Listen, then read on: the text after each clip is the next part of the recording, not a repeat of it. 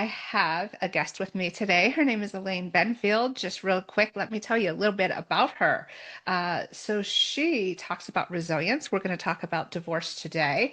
She helps men and women to navigate change and reinvent their lives and their careers. So we're going to just dive right in. This is going to be a quick one today. If you want to tell a little bit about your divorce story and how that fits into what you do. Absolutely. And it's great to be here with you. My pleasure. So I was married for almost 20 years, and I was super excited about my 50th year of my life. And I was like, I'm a 1972's baby, and I was super excited, and kind of my world wasn't what I thought it was. And in July, a month before I turned 50, my husband at the time ended up going on a trip and came back and was kind of acting funny. And he came back and said, after a week, said, I have to confess to you, I've cheated on you. And I was like, well, who was she? And he responded with, it wasn't a she, it was a he. And I was like, I'm sorry, what? We were best friends. He was the air I breathed. We were good together. I never, like, we didn't fight. We really complement each other. I thought he was the love of my life. And then you start pulling this thread and you go, okay, well, was he the right person? How can someone do this? But the real revelation, we tried to figure it out. Um, and then pieces started coming more true. I found out that he met someone, and I was trying to let him kind of navigate the space. But in October, a few months after my birthday, he confessed he was cheating on me for 10 years with hundreds of people. And so it just was, where's enough? How much? Because I have a lot of friends that have gone through divorce or have troubles in their marriage. When you cheat once, or twice or whatever that number is that you're okay with. But over 10 years, you go, this isn't the life I wanted and I don't deserve it.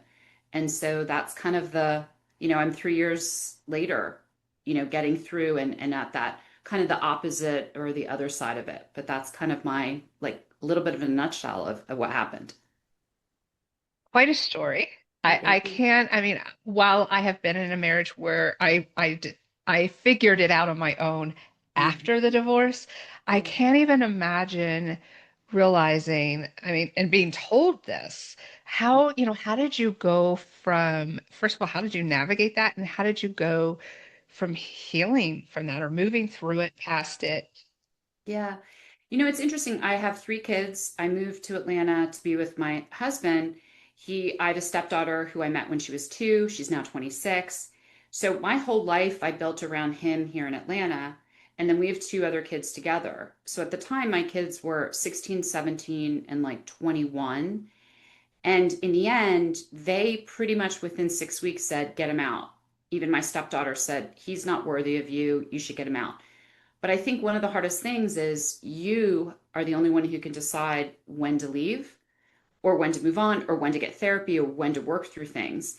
So I honestly took from July until December to make sure this is the right decision. This is what I wanted. It's the end of us. Because my whole life I thought I'd die with him.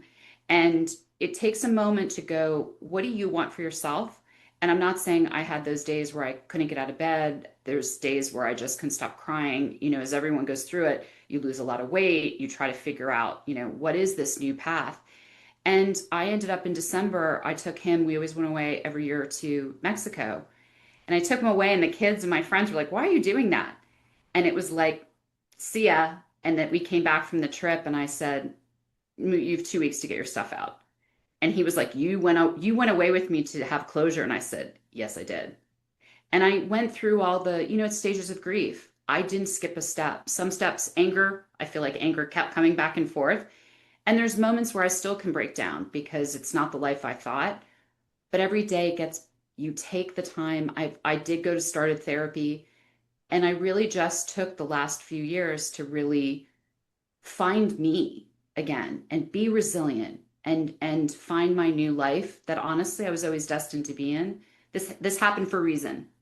And I think, to me, if you go through it, make sure you go through all the steps. I have friends that quickly jump into relationships. I don't recommend it personally. I think you have to go through all those moments to get to the other side. Yeah, there's so much richness in what you just said. I love how you took ownership of how you were going to bring closure to yourself. Even though it didn't land well with him, that wasn't your responsibility. Your responsibility was to do what you needed to do. So that's the first thing that just really impressed me. And I'd love to talk more about, how you found yourself because that's such an important piece. You took the time that a lot of people don't, and I'm guilty of it myself, of jumping into another relationship without really evaluating. Yeah, and it's interesting because you probably feel the same way. I didn't do it alone. I have an amazing family, amazing network, community. I have so many girlfriends and great guy friends and couples and people I've known for my whole life. I'm that person. They all kind of came around me. Each one knew what they could do, and they were always texting me, checking on me, calling me. I had friends visiting more than I ever did before to make sure I was okay, because the hardest part is getting out of the darkness.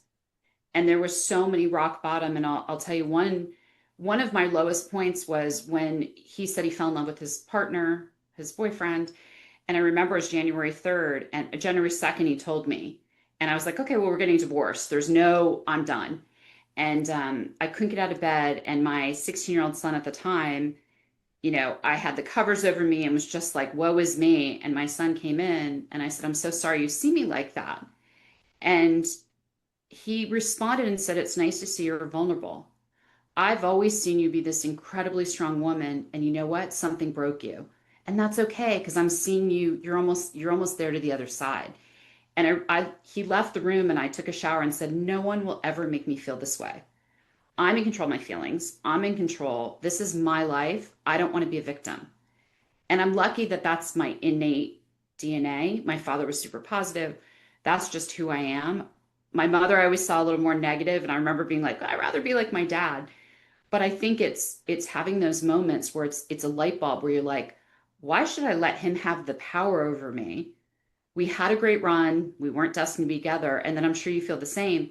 Then you start reflecting, going, he really wasn't the person for me. He never loved me the way I deserved. He gaslit me. He hated that my OCD because I like things clean.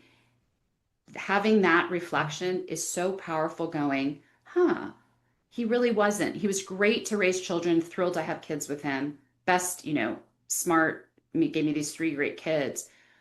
But now I have another chapter, and I'm ready to start dating and I hear it's, you know, not the best dating world, whatever. If it happens, it happens. If it doesn't, I'm okay. I found and I've had time for myself, which I realize I love being alone. It's having that time and just taking a moment. I'm 3 years later and I'm like, wow, I'm at the other end. I'm the best I've ever been. 50 pounds, 55 pounds lighter, have businesses going. Like I just am traveling. My everything was where it was. I would have never done all this with being married with him. I just wouldn't. I put him first. Isn't it those times when it seems like it's the worst thing that could happen, but it actually ends up Yeah. being the best? And I've always been really strong as well, but I've also had to realize that it's okay to be vulnerable. We don't have to stay there. But I think being real with ourselves, like you're gonna have that moment of this has Yeah. crushed me. But I also think part of that, for me, I'm super stubborn. So I think particularly with my second marriage when it ended, I needed to be broken down a little bit Yeah. because I wasn't listening. The universe had been knocking for years, like you're on the wrong path. Yeah. But it is the best thing that happened to me because it's the same. I looked back and said, I was gaslit that whole relationship. Mm. I was in an abusive marriage and didn't even know it. Wow. And I thought I was madly in love with this person. But as I look back, there was anxiety from day one, chummy with the ex-wife. And I just ignored all of that. And I wouldn't be where I am today. And I feel Yeah. the same way as far as my single status. Yes, I would love to have someone. Yes, I'm really lonely at times, Yeah. but I'm no longer willing to compromise the Mm-mm. standards that I have now that I didn't have 10, 20 years ago. Agreed. And I don't think if I would have had better self-respect and confidence, back in my late 20s, early 30s, I wouldn't have married him. But you're in those, like, to me, now I'm 53 and I'm like, I'm not saying I don't want to be arrogant, but I know who I am. I know what I deserve. And right now, I joke with a girlfriend this past weekend. do I really need a man? Like, but it has to be that special man who's going to give me the love I deserve. And I loved being married. I loved a partnership. But then I'm sure you feel the same. You reflect going, was it really a partnership? I really did 90%. When he moved out, the kids are like, do you notice how nothing's different? Like everything's cleaner. You're still doing everything. Mhm. That was like, oh my God, I was the center of my kids' world. I still am. I sold the old house, I bought a new house, and the kids are like, thank you for being the anchor. And to have my almost 21-year-old to be like, you did this. You're the reason we're okay. It was meant to be. The kids saw my resilience, which it's a life lesson. I hate they went through it, but I'm glad they went through it. I didn't shield them from anything. And that's part of life is messy. Yeah, and I think that's a way much more valuable lesson for your kids to see the real you, to see the struggle, to see your resilience, because and to see your strength, because they're going to experience things in their life and then they're going to look back and say, well, look how mom handled it. Now I Yeah. have this great example of what to do. And the kids say it. They say it to their friends. Their friends say it to me, oh, I heard, and look, this house is all yours.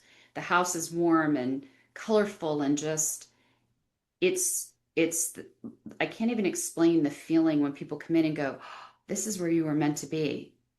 And that's so refreshing. And to have my kids share that with their friends and their community, being like, remember my mom went through that? Look what she did. And that's, boy, it was a lesson, as I said, I wish they didn't go through, but they also know what a real partnership is. They're each Mhm. finding their own significant others. And the conversations always don't settle. Find someone who brings out the best in you, that doesn't gaslight you, that wants to be a partner, especially before you have kids. My God, I didn't realize how much I did when I had kids. Would have been nice to have like 60-40, like something. And so I really try to teach them that too, that, you know, life's too short. Find that it is so critical to find the right partner, but don't settle. Everyone's worth more than that. Absolutely. I was thinking about my own daughter and I made a lot of mistakes. And unfortunately, it took me a little bit longer. She's now a mother herself and, approaching mid 30s, but it's also never too late. Yeah. I got on the bandwagon a little bit later in her life because I had her pretty early, but at least she gets to see a mom that was, man crazy, running from one relationship to the next, unhappy. And now I'm like, yeah, I know who I am and I'm going to own it.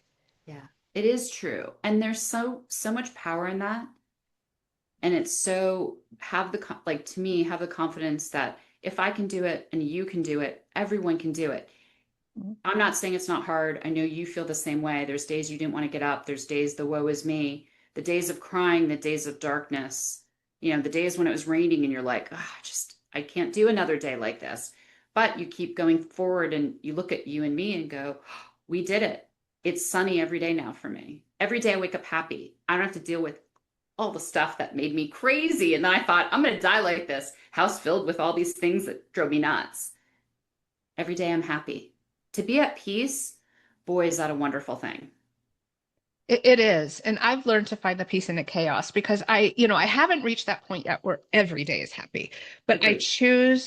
I choose joy even if there is chaos, and I do the same thing. Like, I had a bad breakup. It's almost a year. Gosh, it'll be a year in November. And just a few days ago, I watched a TV episode and of course it opened that old wound. And I'm like, what is this? I haven't cried over this for a really long time.